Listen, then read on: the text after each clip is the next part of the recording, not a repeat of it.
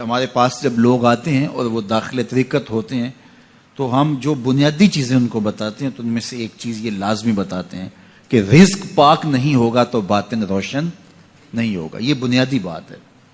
اگر رزق پاک نہیں ہے تو میرے حضور نے ارشاد فرمایا کہ ایک بندہ سفر کر کے کعبۃ اللہ کے صحن میں پہنچتا ہے اور کعبے کے پردوں کو تھام لا ہے وہ یمد یدیہ اور لمبے لمبے ہاتھ کر کے کہتا ہے اے اللہ, لیکن اس کا کھانا حرام ہے, اس کا پینا حرام ہے, اس کا لباس حرام ہے, وہ غزیہ بالحرام, اس کو غذا حرام سے دی گئی ہے. میرے حضور نے فرمایا اس کی کوئی دعا قبول نہیں ہوگی. سفر کیا, جنگل پہاڑ کاٹے, سمندروں کو پاٹ کر کے آگے گیا, ہواؤں کے کلیجے چیر کے آگے بڑھا, مہینوں کی مسافتیں طے کر کے گیا اور کعبۃ اللہ کے سامنے کھڑا ہے, سین حرم میں مطاف میں کھڑا ہے, لیکن اس کا جسم حرام سے پلا ہے. اس نے جو پہنا ہے اس لباس کا تانا یا بانا حرام کا ہے, اس کو غذا حرام کی دی گئی ہے, اس نے پیا حرام کا ہے, اس نے کھایا حرام کا ہے, تو پھر اس کا یہ سارا سفر رائے گاں چلا جائے گا, اس کو کچھ نصیب نہیں ہوگا. تو سب سے پہلی شرط اس عنوان سے عقل حلال ہے. اس کے بعد پھر صدق مقال ہے کہ آپ کی زبان جھوٹ نہ بولے. جب کوئی شخص جھوٹ بولتا ہے, روحانیات تو دور کی بات ہے, اللہ کے فرشتے اس سے 1 میل دور ہٹ جاتے ہیں. جب کوئی شخص جھوٹ بولتا ہے تو حدیث پاک میں آتا ہے اس کے منہ سے ایک خاص قسم کی بدبو نکلتی ہے. اس بدبو کو ہم نہیں سونگھ پاتے لیکن فرشتے سونگھ لیتے ہیں, چونکہ فرشتے انتہائی حساس مخلوق ہے اور وہ جھوٹ کی وجہ سے نکلنے والی بدبو کو سونگھتے ہیں. اللہ نے حضرت امام اعظم امام ابو حنیفہ رضی اللہ تعالیٰ عنہ کو یہ بصیرت عطا کی تھی اور یہ باطنی نظر بخشی تھی کہ جب کوئی شخص وضو کرتا تھا تو اس کے وضو کے پانی سے پہچان لیتے تھے کہ یہ کس گناہ کا مجرم ہے. جب بندہ وضو کرتا ہے تو وضو سے ہاتھوں کے گناہ جھڑتے ہیں, منہ کے گناہ جھڑتے ہیں, تو وہ وضو کے پانی سے اس بات کو محسوس کرتے تھے. اللہ نے ان کو وہ بصیرت عطا کی تھی, لیکن انہوں نے اللہ کی بارگاہ میں عرض کی مالک مجھ سے یہ چیز چھین لے, یہ چیز مجھے نہیں چاہیے. لوگوں کے بارے میں جو ہے وہ ایسا گمان پھر پیدا ہوتا ہے. تو فرشتوں کو اللہ نے وہ حساس جو ہے وہ پاکیزہ وجود دیا, اور ان کی حس ایسی ہے کہ وہ بدبو جو انسان بولتا ہے اور لفظوں سے جو اثرات نکلتے ہیں وہ محسوس کرتے ہیں. تو جب کوئی شخص جھوٹ بولتا ہے تو اس کے جسم سے, اس کی زبان سے جھوٹ کے ساتھ بدبو نکلتی ہے. اللہ کے فرشتے 1 میل دور تک پیچھے ہٹ جاتے ہیں. تو مجھے بتائیے, جو شخص جھوٹ بولتا ہو کیا اسے کوئی روحانی مرتبہ مل سکتا ہے؟ یہ سوچا بھی نہیں جا سکتا, یہ امکانات سے ہی نہیں ہے. اللہ کے محبوب علیہ السلام سے پوچھا گیا کہ حضور کوئی مسلمان, کوئی مومن کیا بزدل ہو سکتا ہے؟ فرمایا نہیں, وہ بہادر ہوتا ہے, لیکن ہو سکتا ہے کبھی اس سے بزدلی بھی سرزد ہو جائے. انسانی کمزوری ہے, کبھی انسان بہت طاقت میں ہوتا ہے اور کبھی انسان کمزور بھی پڑ جاتا ہے. فرمایا ہو سکتا ہے کبھی اس سے ہو بھی جائے. پھر پوچھا کہ بخل کر سکتا ہے؟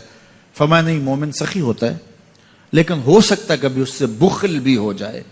کبھی کبھی دولت اسے اچھی بھی لگنے لگ جاتی ہے, جس طرح فرمایا گیا کہ اولاد مبخلتن مجبنتن, یہ جو اولاد ہوتی ہے یہ بندے کو بخیل بھی بنا دیتی ہے اور بزدل بھی بنا دیتی ہے. جب اولاد نہیں ہوتی تو بندہ سخی بھی ہوتا ہے اور بندہ جو ہے وہ مشکل حالات میں بھی کود جاتا ہے, لیکن جب اولاد ہوتی ہے تو پھر مشکل حالات میں کودنے سے پہلے سوچتا ہے میرے بچے ہیں یتیم ہو جائیں گے. اس کو یہ خیال آتا ہے, پہلے ایسے مال لٹاتا ہے لیکن اولاد ہو جائے تو پھر وہ اولاد کا سوچتا ہے کہ ان کے لیے کچھ میں جمع کر لوں. تو اولاد فرمایا میرے حضور نے کہ مبخلہ و مجبنہ, یہ بخیل بھی کر دیتی ہے اور یہ کمزور اور بزدل بھی بنا دیتی ہے. تو مومن ہوتا بہادر ہے لیکن ہو سکتا ہے کبھی اس سے بزدلی بھی ہو جائے. مومن سخی ہوتا ہے لیکن کبھی ہو سکتا ہے اس سے بخل بھی ہو جائے. لیکن تیسرا سوال حضور سے پوچھا گیا کہ مومن جھوٹا ہو سکتا ہے؟ تو اس پہ 2 ٹوک کہا, نہیں جھوٹا نہیں ہو سکتا.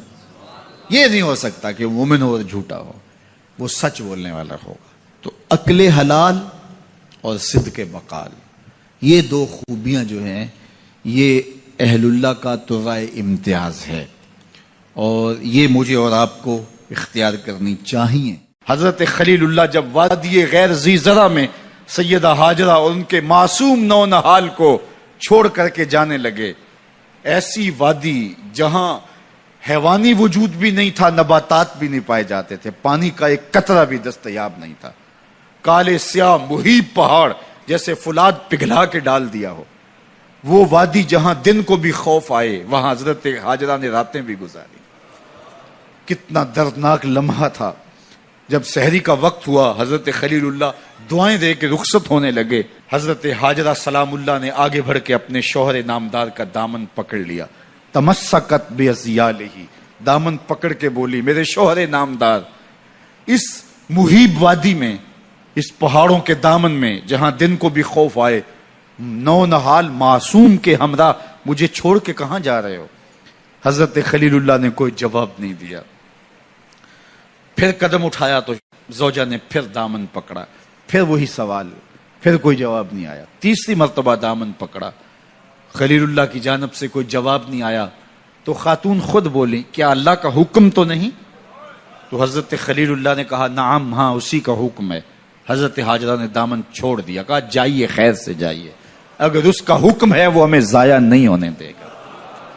جہاں دن نہیں گزارے جا سکتے تھے، پھر اس خاتون نے وہاں راتیں بھی کاٹی. وہ وادی جس میں وحشت بھی قدم رکھتی تھی ڈر ڈر کے، جہاں پھرتے تھے آوارہ تھپیڑے بادے سر سر کے، جہاں پر گھاس اگتی ہے، جہاں نہ پھول کھلتے ہیں، مگر وہ سرزمین ہے آسماں بھی جھک کے ملتے ہیں. اپنی پاک باز بیوی اور نونہال بیٹے کو چھوڑ کے حضرت خلیل اللہ دعائیں دے کے رخصت ہو گئے. تھوڑا سا توشہ تھا، 2-1 دن کے بعد ختم ہو گیا.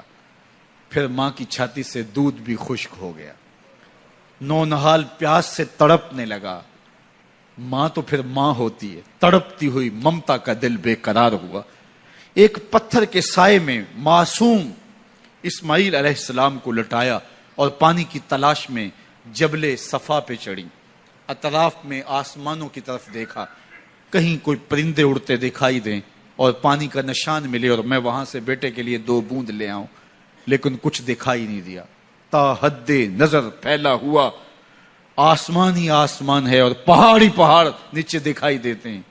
پھر مروہ پہ آئیں. درمیان میں نشیبی جگہ تھی، وہاں بیٹے کا من مونا چہرہ دکھائی نہیں دیتا تھا. دوڑ کے گزری اور جا کے صفا پہ گھوم کے دیکھا، کچھ نظر نہیں آیا. ادھر بھی دیکھ لیا، ادھر بھی دیکھ لیا، لیکن ماں تھی. پھر دوبارہ صفا پہ آئی، صفا پہ دیکھا، کچھ دکھائی نہیں دیا. پھر تڑپ کے مروہ پہ آئی، وہاں پھر دیکھا، کچھ دکھائی نہیں دیا. پھر صفا پہ آئی، کبھی صفا پہ کبھی مروہ پہ. تڑپتی ہوئی ماں کی ممتا، بے قرار دل. ادھر پانی کی پیاس سے تڑپتا ہوا معصوم اسماعیل پتھر کی اوٹ میں.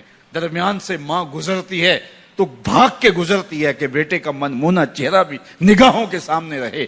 ذرا منظر تو دیکھو کتنا دل آویز ہے. اللہ اکبر. سینوں میں پتے پانی ہو جائیں، پتھر بھی ہو تو پگھل جائے اس زہرہ گداز داستان سے، لیکن اللہ پر توکل اور ماں کی بے قراریاں، کبھی صفا پہ کبھی مروہ پہ، زبان پہ شکایت نہیں ہے. پھر جب مروہ پہ پہنچتی ہیں، 7 چکر مکمل ہو گئے، تو ادھر کیا دیکھا کہ معصوم اسماعیل ایڑیاں رگڑ رہا ہے. ماں کا دل ڈولنے لگا کہ بیٹا آخری لمحوں میں. دوڑی کہ بیٹے کو جا کے اپنی چھاتی سے چمٹاؤں، ہو سکتا ہے 2 قطرے دودھ کے اس کی زندگی کی آس بندھا دیں. تو ماں دوڑتی ہوئی آئی، لیکن جب قریب آئی تو منظر بدلا ہوا تھا. معصوم کی ایڑیوں کے رگڑنے سے تازہ چشمہ پھوٹ رہا ہے. پانی ہے کہ بے قابو ہونا چاہ رہا ہے. آگے بڑھی، جلدی جلدی مٹی کی منڈھیری کرتے ہوئے کہا، زم زم، رک جا رک جا. اللہ اکبر. ہاجرہ سلام اللہ علیہا نے حضرت اسماعیل کی محبت اور اپنے رب پر توکل کی انوکھی اور البیلی داستان رقم کی. کہا، ہاجرہ تو نے بھی حد کر دی، لیکن قیامت تک تیری راہوں کو بھی جلوہ گاہ بنا دیں گے. یہاں نبی بھی دوڑیں گے، ولی بھی دوڑیں گے، غوث بھی دوڑیں گے، کتب اور ابدال بھی دوڑیں گے، شہنشاہ بھی دوڑیں گے، کج کلا بھی دوڑیں گے. یہ دوڑنا ہم عبادت بنا دیں گے. حتیٰ کہ امام الانبیاء بھی ان راہوں کی سائی کرتے رہے. عجیب رنگ، عجیب منظر اور عجیب کیف کا عالم. اچھا، یہاں رک کے ایک بات کرنا چاہوں گا. اگر آپ کی توجہ ہو، جہاں حضرت ہاجرہ دوڑی اور ان کے مبارک قدم وہاں لگے اور لگ کے ہٹ گئے، عارضی نسبت ہے، مستقل نسبت نہیں ہے. جہاں ان کے قدم لگ کے ہٹ گئے وہ جگہ تو جلوہ گاہ بن گئی، اور جہاں حضور خود جلوہ فرما ہیں وہ گنبد خضرا جلوہ گاہ کیوں نہیں ہو سکتا ہے؟ اب یہ پانی جہاں حضرت اسماعیل کے قدم لگے، یہ پانی دنیا کا عظیم ترین پانی ہے، اور پھر اس کا پروٹوکول یہ ہے، اس کو کھڑے ہو کے پیا جاتا ہے۔ یار یہاں بھی روک کے ایک بات کہہ دوں، حضرت اسماعیل کے قدموں کو چھونے والے پانی کا پروٹوکول ہے کہ اس کے لیے کھڑے ہو جائیں، اور حضرت اسماعیل مسجد اقصی میں جس کے پیچھے کھڑے ہو کے نماز پڑھتے ہیں اس امام کے لیے کھڑے ہو کے مصطفیٰ جان رحمت پہ لاکھوں سلام پڑھ لیں تو اس میں شرک کہاں سے آ جائے گا؟ تو یہ تکریم ہے، یہ عزت ہے اس پانی کی کہ اس نے حضرت ذبیح اللہ کے قدم چھوئے ہیں۔ تو یہ سارا حج اللہ اکبر ہمیں ہمارے ماضی سے جوڑتا ہے۔